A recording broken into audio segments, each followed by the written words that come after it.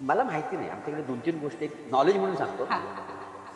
शिमग्यात पूर्वी तर लोक नोकरीवर सुट्टी नाही दिली तर लोक नोकरी सोडून शिमग्याला जायचे. गणपतीला असे खूप लोक आहेत, खूप लोक आहेत. सुट्टी नाही दिली नोकरी सोडायची, पण शिमग्याला जायचं. याचं कारण असं आहे, शिमग्यामध्ये म्हणजे आपण कसं वर्षभर आहे मंदिरात जातो देवाच्या बाहेर. शिमगा हा सण आहे देव आपल्या घरात पालखी, आणि ती आमची मनोभावना आहे. मी कोकणात, आपल्या घरात म्हणजे आपण घरी देव माझ्या घरात येतात. त्या शिमग्याच्या सीझनमध्ये पालखी घरोघरी फिरते, घरात येऊन आपल्याला पूजा करायला मिळते. यात आपण वर्षभर देव जातो. पण एक त्या शिमग्यामधली गोष्ट अशी आहे, आम्ही जेव्हा शिमग्यात जातो कॉन्फिडन्स येतो वर्षभर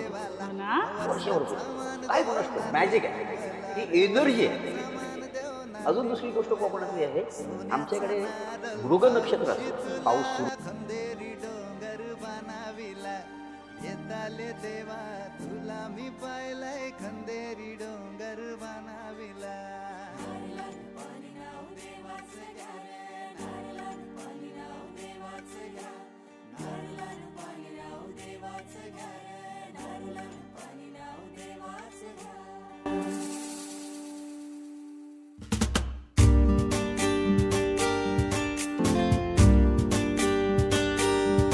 आमचे दाराशी हाय शिमगा, आमचे दाराशी हाय शिमगा.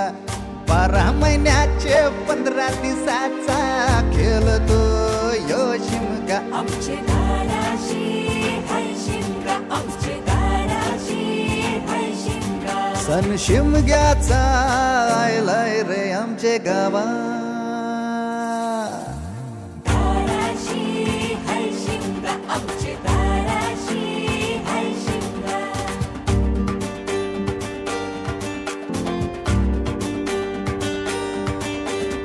अरे माझ्या हौलीच्या पाटला बसलास कंच बाजूला.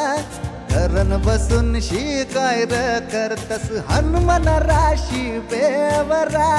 दाराशी हाय शिमगा, आमच्या दाराशी हाय शिमगा.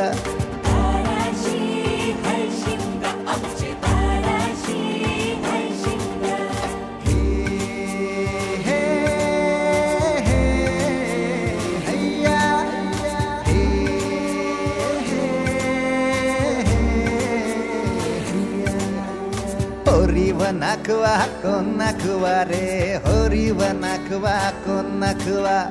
होरी व नाखवा किसन नाखवा रे, होरी व नाखवा किसन नाखवा. नसोर माल्या बैल जाऊ दे राटाचे र पाण्याला. तेच पाणी जाऊ दे र आमचे हौलई बायचे पूजेला. रामाचं ध्यान गेलं सीतेवरी, अन सीतेचं ध्यान गेलं रामावरी. रामाचा शत्रू रावण त्यानं सीतेला नेली पलवून.